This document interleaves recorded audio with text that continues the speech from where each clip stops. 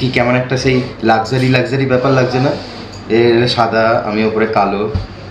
তো ব্যাপারটা হচ্ছে এই যে টাওয়ালটা দেখছো, এটাও কিন্তু রুমের সাথে দেয়া হয়েছে, যথেষ্ট পরিষ্কার পরিচ্ছন্ন। ঠিক আছে, আমাদের মনে হচ্ছে রুম সার্ভিস এসছে। আমাদের লাঞ্চ চলে এসছে, সরি ব্রেকফাস্ট চলে এসছে। লাঞ্চ তো হয় বোধহয়, দুপুর হলোই না। বাহ, না ঠিক আছে, খুব ভালো।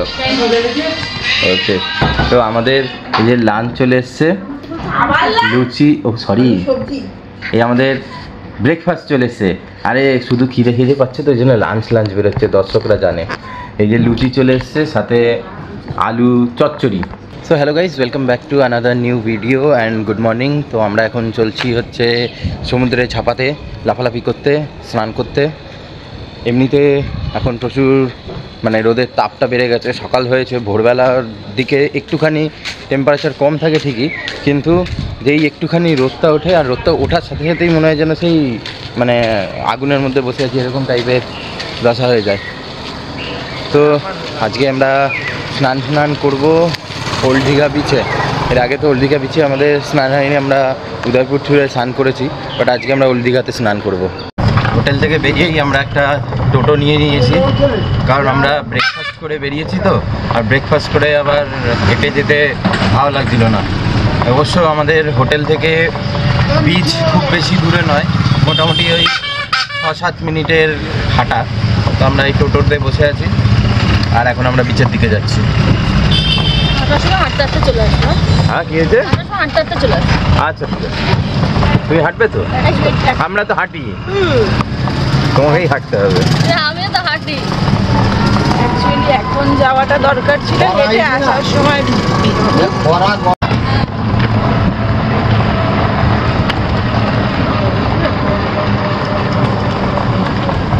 আমরা ওল্ড দীঘার যেটা পুরনো বিচ রয়েছে সেখানটায় যাইনি, আমরা মোহনার দিকে আসতে গিয়ে একটা নতুন বিচ রয়েছে সেখানটায় এসেছি, কারণ ওই দিকটায় প্রচুর ক্যাওস, এত লোকজনের ভিড় আর এত উটকো ঝামেলা থাকে, তো ওই দিকটায় আমরা যাইনি। ওই দিকটায় না গিয়ে আমরা মোহনার দিকে সাইডে একটু চলে এসেছি। তো এখানে দেখতে পাচ্ছি, এখানটায় এরমভাবে বিভিন্ন বসার জায়গা রয়েছে, আর এখানে প্রচুর ছোটো ছোটো দোকান রয়েছে, তোমরা চাইলে চাটা বসে খেতে পারো, ডাব খেতে পারো। পুরো এই বিচ সাইডটা এরকম বসার জায়গাতে ভরে দেওয়া আছে। আর এই যে এখানটায় রয়েছে বোট, এই বোটে করে তোমরা চাইলে স্পিড বোটিং করতে পারো, যেটা নর্মাল দীঘাতেও হয়। তো এখন টাইম হয়েছে 10টা 4, আর যেহেতু জোয়ার এসছে তো সেজন্য জলের প্রচুর ঢেউ। তো আমরা একটু অপেক্ষা করব, তারপরে আমরা সমুদ্রে নামবো, মানে জোয়ারটা শেষ হয়ে গেলে তারপরে, কারণ জোয়ারের টাইমে নামলে তারপরে নেমে যাওয়াই হবে, তারপরে আর উঠে আসা হবে না, উঠে পরে আসতে হবে। সেটা কবে তাও ঠিক ঠিকানা নেই। জলটা তোমরা দেখে বুঝতে পারছো কী লেভেলে ভয়ঙ্কর অবস্থা এখন, ঢেউগুলো শুধু দেখো, রে বাবা রে বাবা।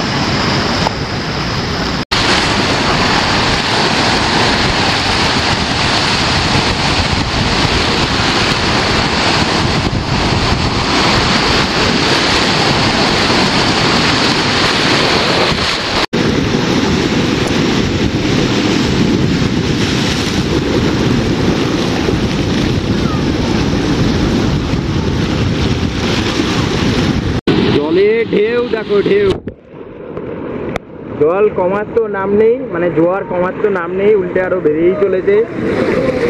তো আজকে আর মনে হচ্ছে আমাদের বিচে নামা হবে না, আমরা এই বসার জায়গাতে বসেই স্নান করে নেব, ঠিক আছে? এরকম দশা, শুধু আরেকটা ধাপ নিচে নেবে বসবো, তাতে আমাদের স্নান হয়ে যাবে, তারপরে আমরা গিয়ে পুলে গিয়ে কুল হয়ে যাব। আমাদের পুল রয়েছে কুল করার জন্য। শুধু ঢেউটা দেখো, ওরে বাবা রে বাবা, ঢেউয়ের অবস্থা দেখো, বিশাল ঢেউ, বিশাল ঢেউ, জলের ঢেউটা দেখো শুধু, ও বাবা বিশাল।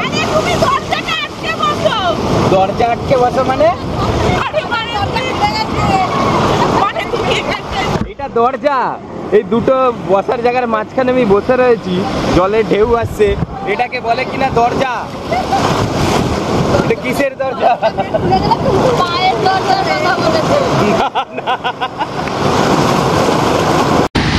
এইবারের মতো এই সমুদ্রকে টাটা বাই বাই বলে আমরা এবার চলে যাচ্ছি আমাদের হোটেলের দিকে। কারণ কখন যে জোয়ার ঠিকঠাক নামবে আর কখন আমরা নিচে নামতে পারবো এটা একটা চিন্তার বিষয় হয়ে দাঁড়াচ্ছে।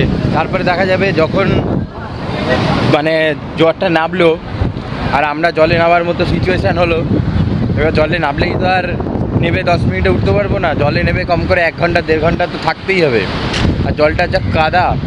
দীঘার এই সুন্দর বিচটাকে আরও ভালোভাবে এনজয় করার জন্য এখানে বিভিন্ন বসার জায়গা করে দেওয়া রয়েছে হাইট থেকে।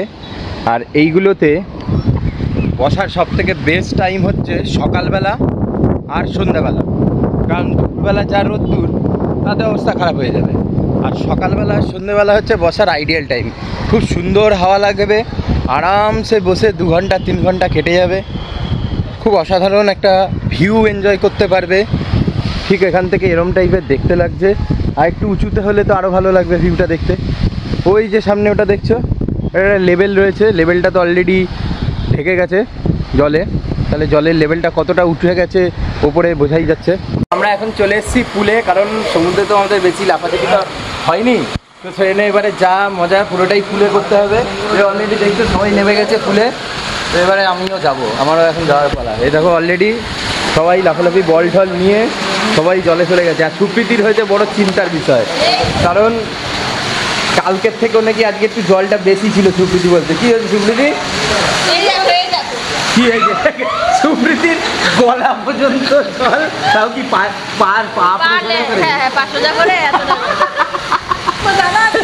মানে আরেকটু হলেই সুপ্রীতির মাথার উপরে উঠে যেত।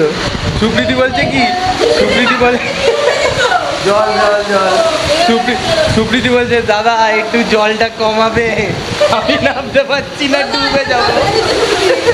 হ্যাঁ, এইখানে জল ফেলে ফেলে জল কমাচ্ছে। সুপ্রীতির প্ল্যানিং দেখো, জল কমাচ্ছে। তো চলো গাইস, এবারে একটুখানি জলের মধ্যে লাফালাফি করি।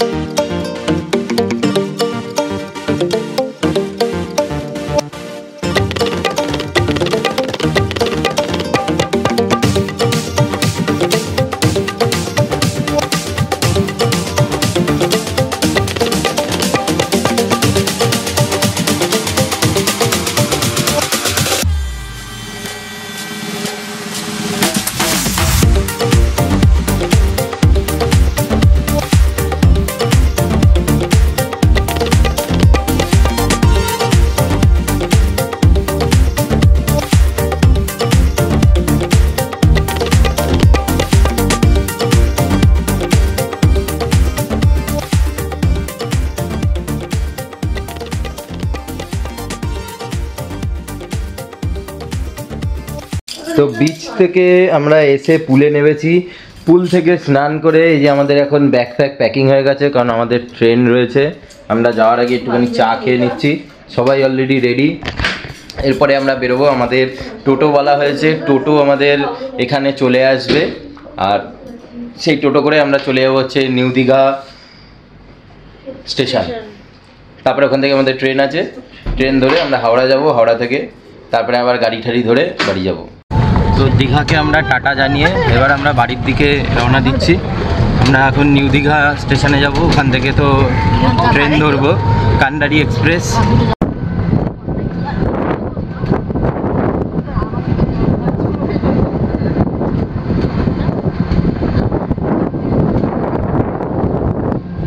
তো আমরা চলে এসেছি এখন দীঘা স্টেশনে। এবার ভেতরে ঢুকবো আর আমাদের ট্রেনটার জন্য অপেক্ষা করব, এটাই হচ্ছে আপাতত আমাদের কাজ। আর তারপরে এরপরে তোমাদের সাথে দেখা হবে ডাইরেক্ট গিয়ে আমাদের হাওড়া স্টেশনে। এখন ট্রেনটা আগে আসুক, দেখা যাক ট্রেনটা কখন ঢোকে। টাইম হচ্ছে আমাদের 6:25 ট্রেনের আছে। এখন ট্রেনটা কতক্ষণে ঢুকবে, লেট করবে কি করবে না এগুলোর উপর ডিপেন্ড করছে। কতটা রাত্রে পৌঁছাবো সেটাও বলা মুশকিল। তো খুব আনসার্টেনটিতে রয়েছি যে বাড়ি কটায় পৌঁছাতে পারবো। তো ট্রেন ঢোকার কথা 6:25, এখন টাইম অলরেডি হয়ে গেছে 6:45। তো এখন অ্যানাউন্স করছে ট্রেন ঢুকবে, বাট এখনও ঢোকেনি।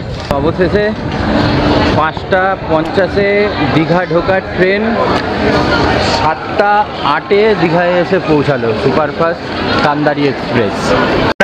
আপাতত এখন হাওড়া স্টেশনে চলে এসেছি। মোটামুটি ট্রেন এক্সট্রিম লেট ছিল, 9:30 9:45-এ ঢোকানোর কথা, সেই ট্রেনটা রাত্রির 1টার সময় হাওড়া স্টেশনে ঢোকাচ্ছে। তো এবার আমাদের এই পুরো দীঘা সিরিজটাকে আমরা এখানেই শেষ করছি।